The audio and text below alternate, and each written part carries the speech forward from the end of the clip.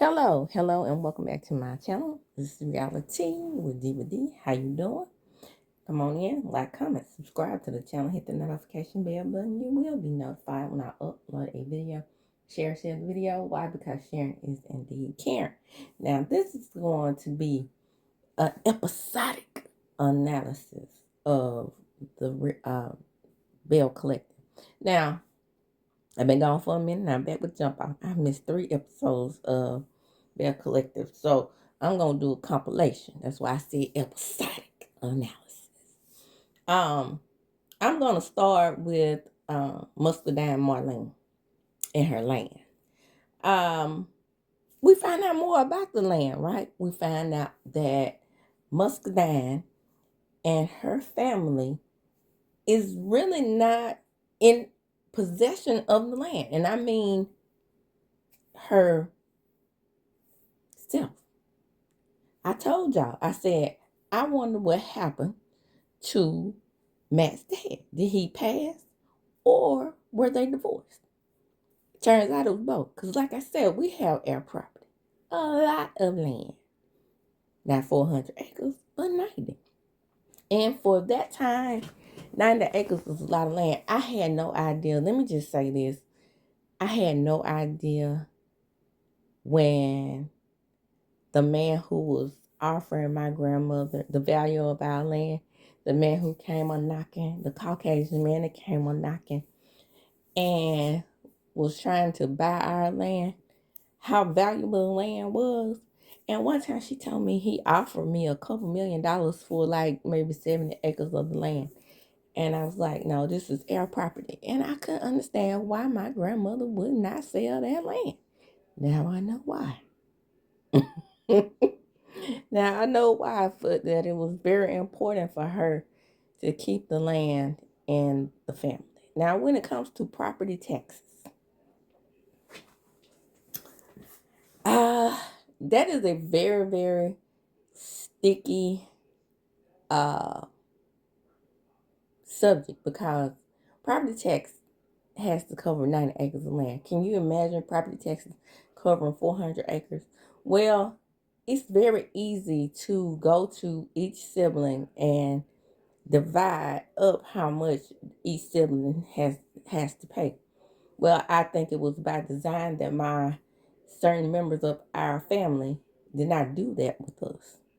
Then I come to my father's heirs and my the other brother's heirs and say, hey, would y'all like to divvy up certain parts of the land so we can pay taxes on it? We were never offered to pay taxes. Some people, 2 people in general, have taken it upon themselves to pay all the taxes on the land. Why?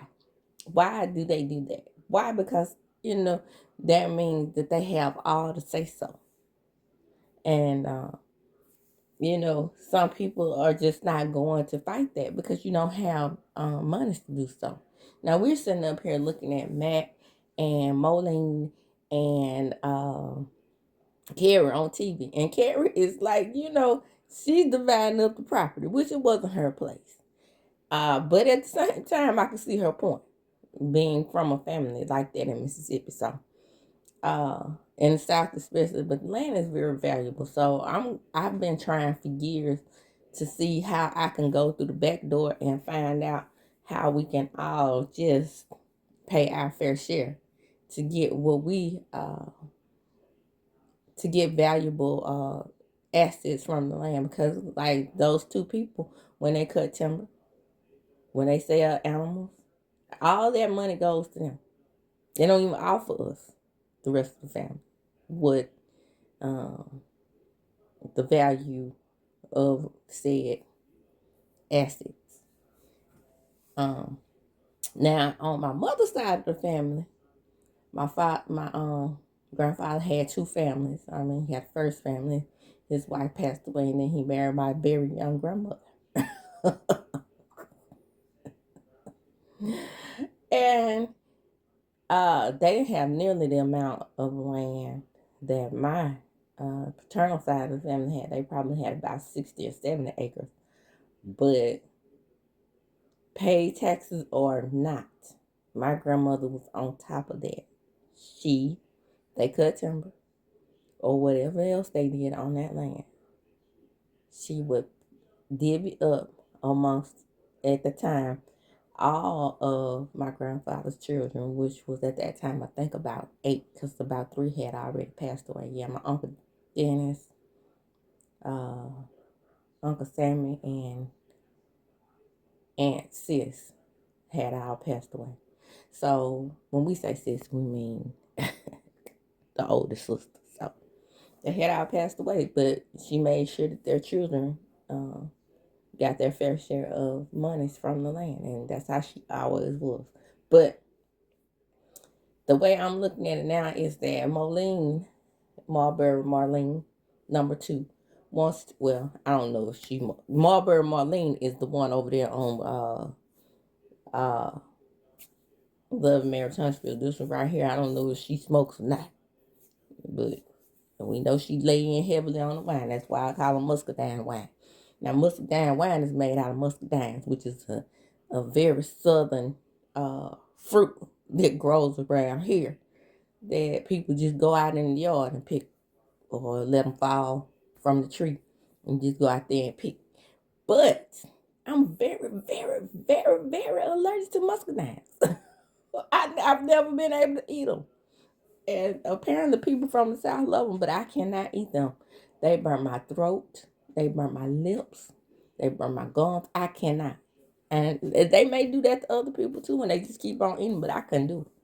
But anyway, Muscadine Marlene, she really wants Matt to be more involved. She wants him to go out there and work on the land and be a little menace. Like,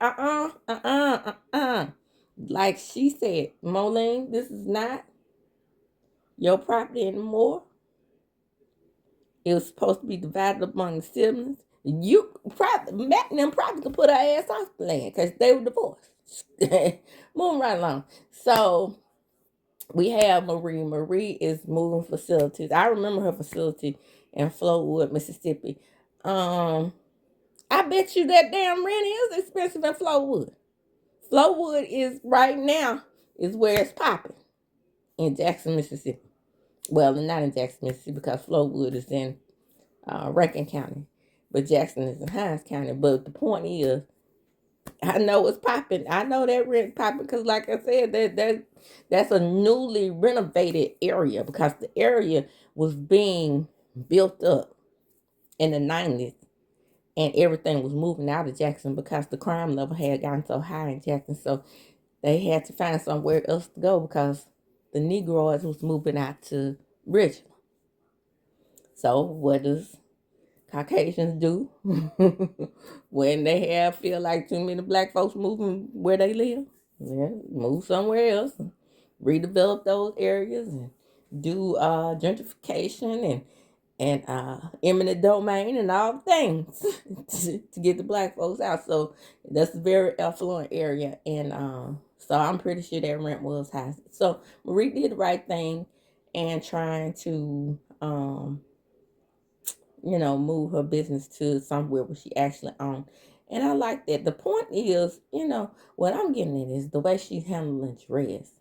And Jerez is very ambitious because he got 18 mouths to feed, So, he makes up the bulk of the grandkids that Marie talked about. 3 different women pregnant at the same time. Remember that story? I hadn't forgot. So, yeah. My understanding, he was going to Mississippi State. So I don't know what happened with all of that. Now Mississippi State is it's in the SEC. So it's a pretty big college, but it's in a very, very small town. It's called Stafford, Mississippi. So not that far from where I stay. About to go there right now to go to the movies because we don't have a movie theater in this little teeny tiny town I live in. But yeah, I don't know. I don't know what business development he learned at Mississippi State. I would like to know because Marie really wants him to take over her business first, which that's very, very smart for her. It's very, very smart of her to try to keep that business in the family. And then you can have, like she said, then you can branch off. Baby, shout out to Marie for that. But for some reason, Marie is very agitated with the people. She's very agitated with the people because they want to know why she's closing these different facilities. And she could have just said, because Marie likes to let people know she's a millionaire. So instead of just saying, getting agitated with the girls, because they don't really understand them, and it was clear that they didn't understand what you were doing. All you had to do was say, look, look, look, look, look. I'm doing this to save money. I'm bleeding money, renting out this facility in Flowood when I own a facility, or when I own property where I could build up this facility and renovate it. Duh, just leave it and then leave it at that instead of just dragging poor Carrie. I mean, Carrie is for me. Marie is her target.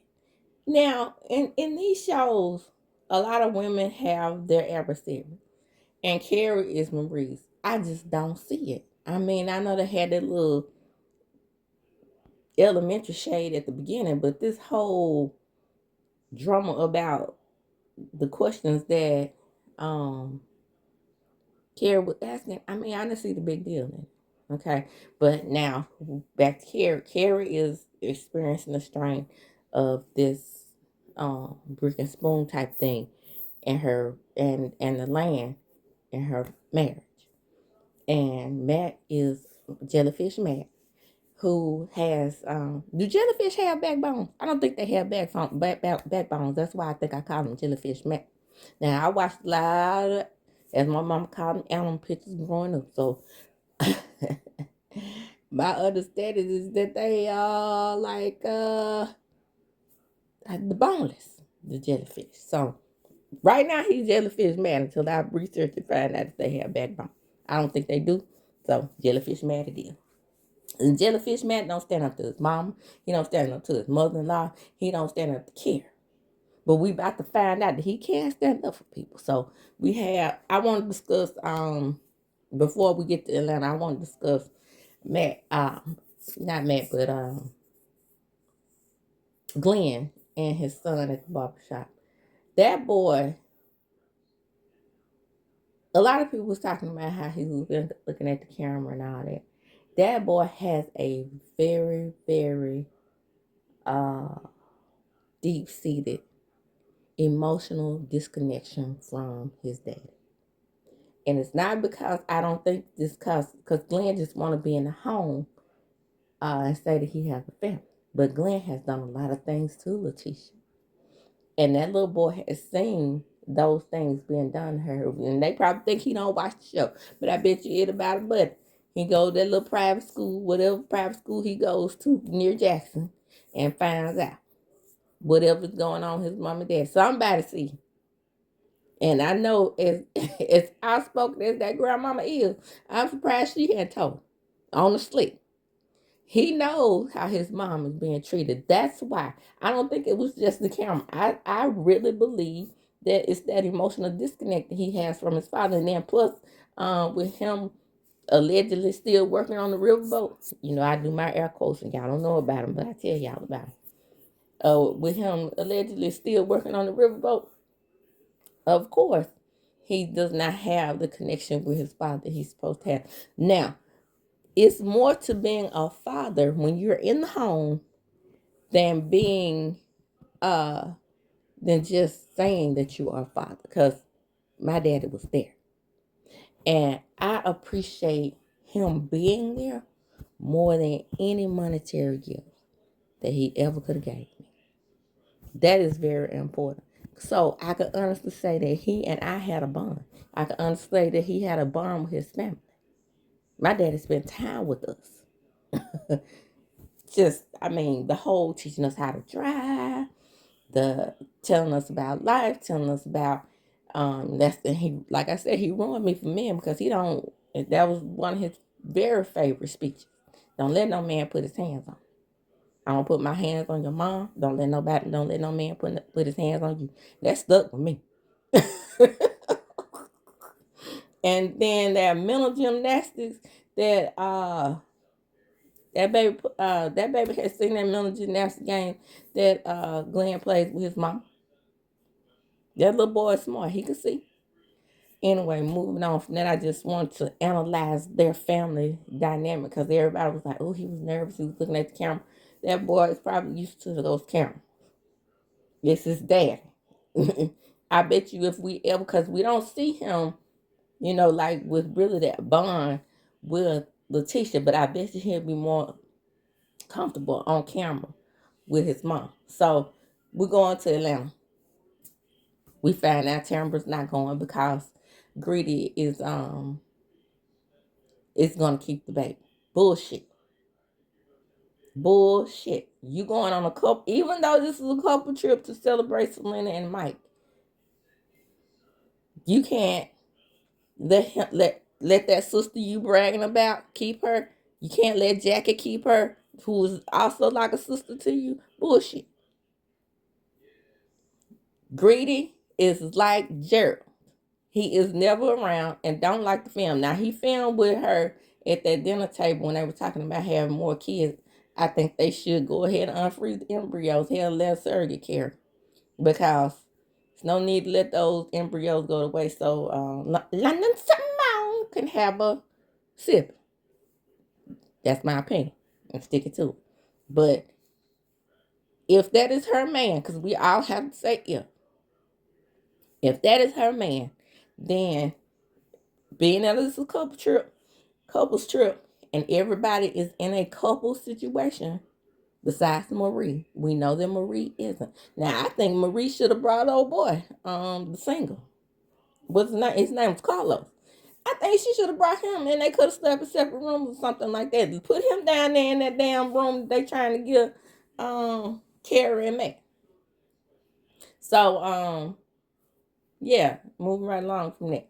So yes, I just don't think that's fair because she presents as if they are in a relationship. So if you present that way, then off to Atlanta he go. Speaking of Atlanta, let me ride Carlos King for just 1 minute. Carlos King, you've been to Japan, you've been to Prague, you've been to different places on the Real Housewives of New Jersey and Atlanta. Excuse me. Let me just say this.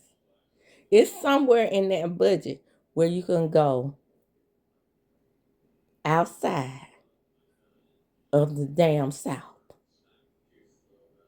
on this show. There are beautiful, regardless as to what Caucasian people say about Chicago, there are beautiful places in Chicago. If you cannot afford to send them overseas, there are beautiful places in Chicago. There are beautiful places in Montana. Montana has branches, okay? Wyoming has ranches. California, Texas, even though Texas is in the South, because a lot of people just don't recognize Texas in the South. And again, I'm going to tell you what's the South. The South, anybody that tried to keep slavery and fought against the young. Send them to Philadelphia. That's a good place where history. They could have found out about how President Trump is taking down all of the slaves with the president's own slaves. I think I'm a history connoisseur and a big history buff. My mind is telling me that Philadelphia, Pennsylvania was once the capital. Go there. Go somewhere historic. Even the Birmingham girls went to the Museum of, even though Jackson has one, Black History Museum. Go to that. That's still right. Alabama is right next door to us. Used to be Mississippi and Alabama used to be the same state. We decided that the America decided to split them off, but something adventurous. Atlanta is 5 hours away, but at the same time, it just seems like to me it's just so lackluster. I know the house was nice. I tried to get into it, but me thinking in my mind, they went to Atlanta in Louisiana for a cash trip. Garbage to me. Go to New Jersey.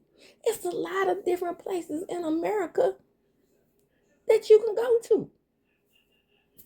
Arizona at Yellowstone National Park. Stay there for a couple of days.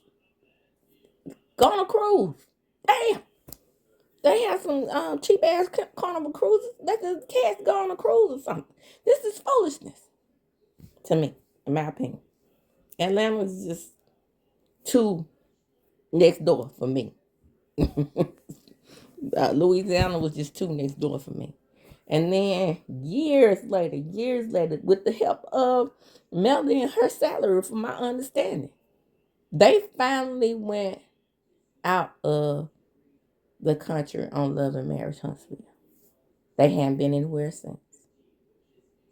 And if they're going to be the best television show on Carlos, you could take them somewhere else. But back to Atlanta. So finally we are in Atlanta, and Matt drives the 6 hours to get there, and he finds out what their room is looking like. Matt says he wants to stay at the Marriott. And I'm not mad at him. And that's that on that. You couldn't put me on that little damn top cot. Even though it would get back. I don't give two shakes of a rattlesnake's ass. I wouldn't have stayed if I had the money to stay. Now, I understand how Carrie was trying to go along with the cast, and I admire her for that. But once she said, I'm going to go along with the cast, and Matt was determined not to stay, I wouldn't have stayed. Carrie talks to Latrice. Latrice asks her about her brick and spoon. She's talking about how now she's losing hundreds of thousands of dollars where y'all remember the last episode, it was hundreds of thousands, millions of dollars. Which one is? I don't think brick and spoon is worth hundreds of millions of dollars. I'm just saying. Maybe a couple million if that. It's still a small business. So they having a discussion, and she said, you think you're putting a strain on the marriage? Yeah, because they don't know how to compromise. Carrie don't know how to listen. And Matt, Jellyfish Matt, got a backbone and was determined not to live on that cot. But he finally caved in and just, took one for the team. So we get up the next morning, which is what I want to talk about. Well, they went out to a party and celebrated Selena and Mike. Even though this trip is supposed to be for Selena and Mike, I have not seen anything come forward for me to discuss about these two people that we're supposed to be celebrating. They're boring. And they're no motherfucking factor on their own trip because Matt and Carrie have took up the shine from everybody on the trip. They have definitely made this trip about them. It was from the small room to the arguments that they're having to the, to them eating dinner without Lateshia, who decides she wanted to go full glam for what? She still always looks a mess and scrolls down off in her clothes. Letitia's a thick sister. I'm so sick of her getting scrolled down off in her clothes. She can wear better things. She can wear things that fit. I know a lot of healthy sisters, including myself, that does better than that. I've never been the type of woman that squeezes myself into clothes that don't fit me. Okay? Okay. So we want to talk about it real quick before we get right off into why did that Lateshia had me covering my head up last night and tweeting. Oil, a whole, not even a small thing of oil. Not even a drop of oil, because I do put a drop of oil in my patty sauce. But I cook my patty sauce in the air fryer, so I no longer worry about it flopping around in the skillet. This girl deep fried fucking patty sauce. Get her out! Get her ass out the kitchen. Get her ass out of Mississippi. Embarrassing. First of all, you start off the damn season, the first season, with Glory Green and pork chops that were not seasoned properly. Then I said, let you slide with that. Then you had that Jiffy cornbread. I let you slide with all of it. And then you come up here on this damn show and fry patty sausage in oil like you frying a turkey. Get out of Mississippi. Revoke her Mississippi. Revoke her Mississippi card. Revoke her black card. A disgrace and a damn shame. Anyway, so Matt is having a fit. And at the end of this episode, Carrie, I want to say, I was half asleep in and out. I want to say Carrie called him a motherfucker. Woo. Now, I am a connoisseur of calling people names if they call me one. That was very much unwarranted. I didn't like when Moline called her a clown, and I don't like her calling him that out of his name for no good reason. I was really irritated with Marlene when she called her a clown. And I'm very irritated with Carrie for calling him out his name. How often does she do that? To me, that's a form of verbal abuse. Especially when he hadn't done anything to her, not like that, other than wanting to stay in another room without her. That is insane. And on national TV. No, Carrie. Wrong road. Very, very highly disrespectful. And I was just like, why did you do that? You're an educated woman. You're a business owner. You know that you shouldn't be doing things like that on TV. And that's the same way I felt about Cliff. I never did forget Cliff, Mr. Mamas, a.k.a. Tweety Bird, a.k.a. Woodstock, a.k.a. Subtitles, for doing that to Latrice, calling her out her name on TV. Now, if y'all didn't really have problems and y'all doing this for the show, you're going to have them after this. Because that was all types of wrong. And I said, what the fuck I said. Don't do that. And it's not even about me putting a woman in a subservient role. It's just with all kinds of wrong, in my opinion. You just don't do that to people. I can't stand when someone is called out of their name or stricken or anything like that for minute stuff. In your mind, it might have been big, but to just call him out his name, it was just wrong to me. And that's out. And that's what it is. Now, I was all up on your side when Marlene did it to you. Now I'm all up on Matt's side. Do that in public? No. It's a no-no. And Marlene, girl, stay out them people business. Let them handle their marriage. You all up outside the box. All over the line.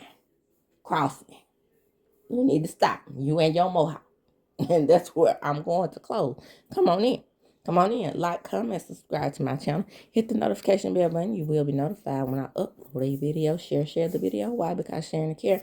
And let me know down off in the comments if you think that Carrie was wrong. And a lot of the reasons why I was able to condense these 3 episodes into a 30-minute video is because they ain't giving. Yeah. The last 2 episodes before this one, very lackluster. What's going on in Jackson? They never do talk about Latrice and all those lawsuits. That could be a good storyline. I want to know. Even though those lawsuits were settled, they still should have been brought to the show. And as I do when I close, I'm going to chunk them up. Deuces.